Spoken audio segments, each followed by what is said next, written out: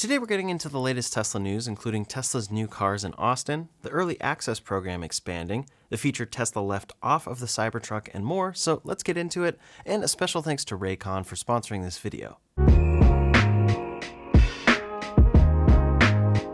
First up today, as always, Tesla is rolling out some new features both in their Tesla app and to their Tesla vehicles directly. First, in the Tesla app, there's a new early access program enrollment option. The Early Access program is something that gives people early access to versions of Tesla software, especially FSD versions, and it's something that only a select few people have had access to in the past, and it was a little bit difficult to actually join this and know how you could be a part of it.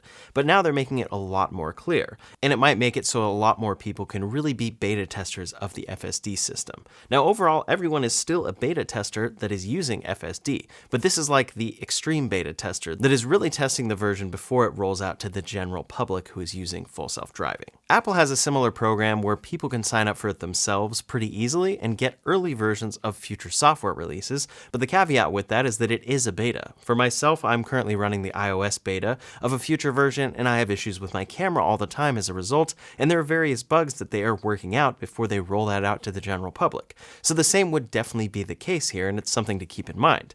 The early access program may be exciting because you get the latest version, but if you're not someone that really wants to deal with any sort of bugs and doesn't want to get pushed a version of full self-driving that's potentially broken for a second and then fixed the next day, this might not be something you want to join. In any case, Tesla appears to be making this a lot easier coming up in their app. Another feature that's now arriving as well is a very important one, and that's a supercharger queue system. This is now being integrated into the Tesla app, and basically it creates an arrival queue and a line notifying you when a stall is actually open. So if you show up to a supercharger that happens to be busy, instead of having to form a line, it will actually do it for you within the app, and it's something that can prevent people from cutting. Now, it's usually pretty rare that a supercharger is having a line. It's probably only certain busy locations and then busy holidays for certain locations, but this will be a great feature nonetheless. I've definitely been there on busy holidays where you're never quite sure if the cars parked near the charger are waiting or what really is going on. But the other question I do have with this is what they'll do with third-party cars. A lot more third parties are getting access to the supercharger network, so is Tesla going to be able to integrate them into that line, or what is going to happen there? The next new feature as well is alerting customers of what version of full self-driving they'll be getting when they subscribe. In the past, you would simply subscribe to full self-driving, but you didn't actually really know which version of it you were getting. For a long time, it was unclear if you would get the beta or not, but then they fixed that, and everyone's able to get the full self-driving beta now if they pay for the software. However, there are differences with this software as far as the latest version and which cars it's available on. The Hardware 3 version is also a lot different than the Hardware 4 version, so I think this will clear up a little bit of confusion there before you actually pay for it and end up with a version maybe you didn't quite want. I'm going to guess that this prevents people from signing up and then realizing, oh, I don't actually have the latest hardware in my car, since a lot of people aren't really aware of what their car includes. They just know that they bought this car and then this subscription is available to get full self-driving features. This should be able to clear that up quite a bit. Then one other feature that is now arriving in Tesla vehicles is a battery health test. Previously, this somewhat was available in service mode, but now it's available simply on the normal UI that everyone can access without any difficulty. This allows you to test your battery health from the app, and it will give you a result after about 16 full hours of testing. Here we can see someone running this, and then it gives you the results on the app itself. Here they're showing an 86% battery retention, and then it says your battery's energy retention is within the expected range based on its age and mileage. It then proceeds to give you a few tips on what you may want to do, but here we can see that this is on a 2021 Model 3, so overall it's holding up pretty well. It's at about 68,000 miles though, so if it's going to be on track with Tesla's overall stats, it can really only lose about 1% more on the way to 200,000 miles. So some would then say this is actually a pretty bad result for a car that's only at 68,000 miles. Either way, this should add a lot of clarity for customers who are worried about their batteries. It will diagnose it and then give you a full result so you're really aware. Next up today, I'd like to thank today's sponsor, Raycon. The average mom is quite busy. I know my mom works very busy weeks and fills her weekends with family stuff. So this Mother's Day, treat your mom to Everyday Earbuds by Raycon. She deserves a moment to relax, recharge, and enjoy her favorite music, podcast, or calls in crystal clear sound. Or if she's hitting the gym, busy at work, or more, premium sound will go wherever she does. With a 32-hour battery life and multi-point connectivity, you can connect 2 devices at once, and 10 minutes of charging will get you 90 minutes of battery. These earbuds also come with active noise cancellation, which is often difficult to find at an accessible price point, but Raycons start at half the price of other premium brands. I find this especially helpful when I'm trying to focus in areas with loud noises. Put these in and cancel out distractions. They also come in a spectrum of vibrant colors like this royal blue that I have, as well as carbon black, forest green, and blush violet. Here's the protective case in the concrete option. These are really great, easy to use earbuds that do not fall out regardless of what you're doing, and they sit completely flush when laying down. Plus, they're worry-free. If you or your mom don't like them, they offer a 30-day happiness guarantee return policy, no questions asked. Go to raycon.com/RyanShawTech to get 20% off site-wide. Brought to you by Raycon. Now, one software feature that Tesla should be enabling on most of their cars soon is adaptive matrix headlights. The matrix headlights are the hardware that Tesla has been shipping for a long time on their vehicles, but the adaptive capability has not actually been delivered in software yet. But with the release of the new Model Y, they have officially enabled this, and it's a really great feature arriving on that car. The matrix headlights are fully used, and here's a great video that showcases what this is like. It dims the areas where other cars are, so that it allows you to keep your brights on and see a lot more of the road.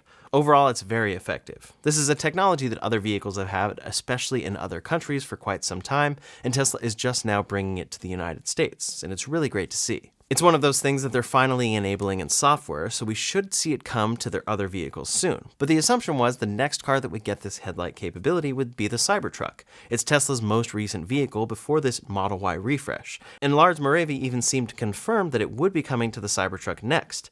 But then Wes, the head of Cybertruck engineering, said no, only auto high beam, not adaptive driving beam. Lars then responded saying, Wes Morrill is right, I was a little overzealous and my memory failed. S3XY have it, but those thin little headlight modules in Cybertruck just couldn't get it in there. This is definitely pretty disappointing to see on Tesla's flagship vehicle at this point, but it seems like something that might actually never come here. This might not be something that they're able to upgrade on the Cybertruck because they weren't able to fit it in where the headlight is. Either way, it's exciting to see that this capability will be coming to all of Tesla's other vehicles, at least for the last few years, in the near future. Next up today, the big thing coming for Tesla soon is the Cybercab, and it's a very interesting one because it's one of those products that people think will definitely not come.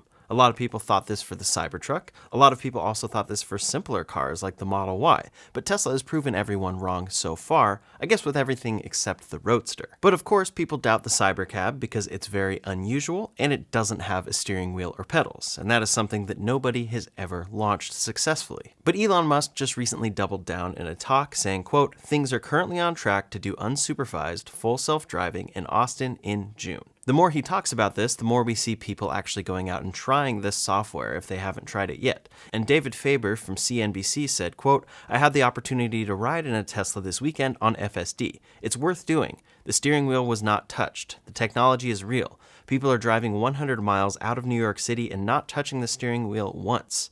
To this, Elon Musk responded on X saying, as I've said previously, unsupervised full self-driving Teslas will be carrying passengers in Austin in June and many cities in America by end of year. This will enable passenger cars to increase in utility by roughly half an order of magnitude overnight with a software update. This is something he has talked about for years now, and if they do it, it's something that will be truly amazing. This is the first time Tesla has put a month-specific deadline on this capability, so it does seem a little more real, but it's also a capability they've talked about for well over a decade. So it is a little tough for people to believe all these promises. Here's a timeline of all of the promises Tesla and specifically Elon Musk have made about full self-driving. And in December of 2015, he said, we're going to end up with complete autonomy, and I think we will have complete autonomy in approximately 2 years. So naturally, the questions in mind for Tesla investors and people who do use this technology and see how it has improved, but also want to see what it realistically will deliver in June, include things like, will the rides in Austin this June mainly just be in the new Model Y? Will humans be sitting in the driver's seat initially, or is that not needed?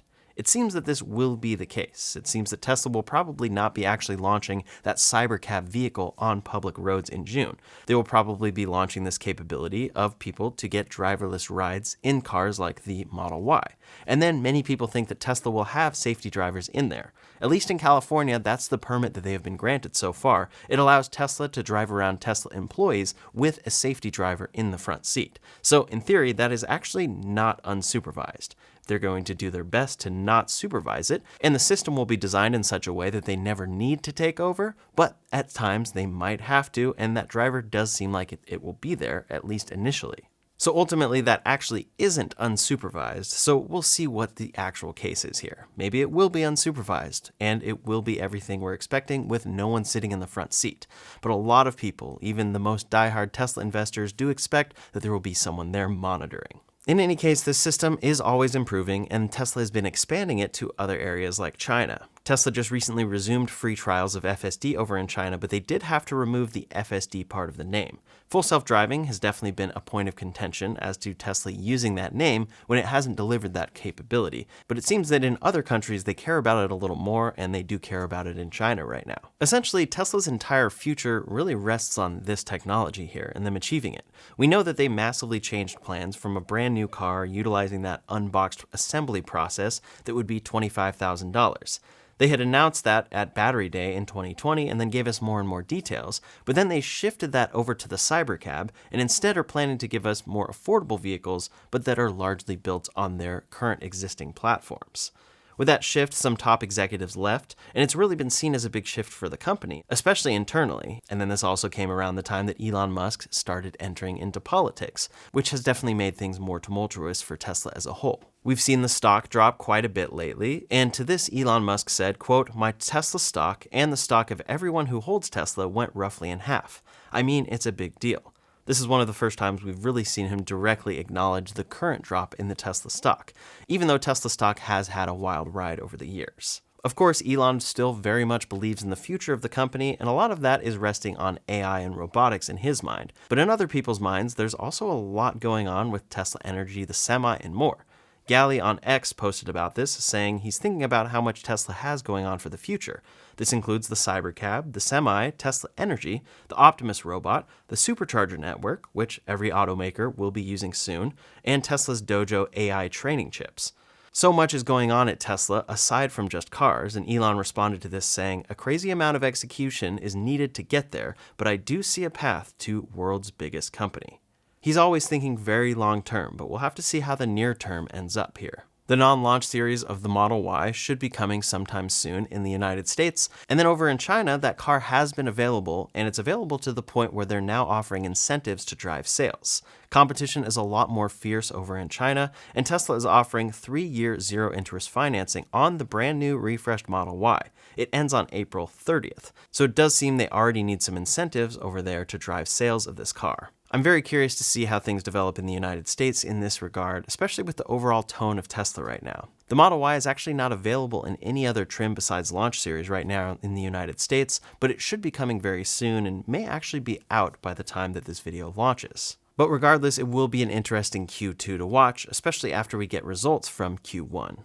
In any case, Tesla just updated us on progress over at Giga Berlin, where they have recently made their 500,000th Model Y. Definitely a great milestone for that factory, and I'm curious to see if they end up expanding simply Model Y production or if they add more cars from here on out. Next up today, a little bit of news for the Tesla Megapack. Tesla Energy is always one of Tesla's biggest growing businesses, and it's the one you hear about the least. This includes things like their Megapack, their Powerwall, their solar panels, and more. And the Megapack is their grid-level energy storage system. It's very effective, and there are competitors in this space, but they have done incredibly well at scaling up the Megapack. One big part of scaling up the Megapack recently has been their new factory in Lathrop, California, which has scaled up very well and is producing tons of Megapacks. Now over in Shanghai, Tesla has opened another new factory, and it opened very quickly and is already shipping first packs. Tesla tweeted about this, saying first batch of Tesla Megapacks produced at Megafactory Shanghai is departing the port, heading to Australia. That's definitely a very strategic factory over there since they can use localized battery supply, and then they can ship this a lot of different locations that are much closer than from the United States. Then in the United States, it is expected that Tesla would be making a new Megafactory over somewhere in Texas. That would help them increase production, of course, even further beyond that Lathrop factory, and it seems like they're seeing a lot of demand here. Over in the UK, there's a new install that Tesla has detailed, saying, quote, "Construction is underway for the first project in the UK using Tesla's grid forming controls, 400 megawatts / 800 megawatt hours of Megapack. Overall, when you do the math, this ends up being about a $200 million installation.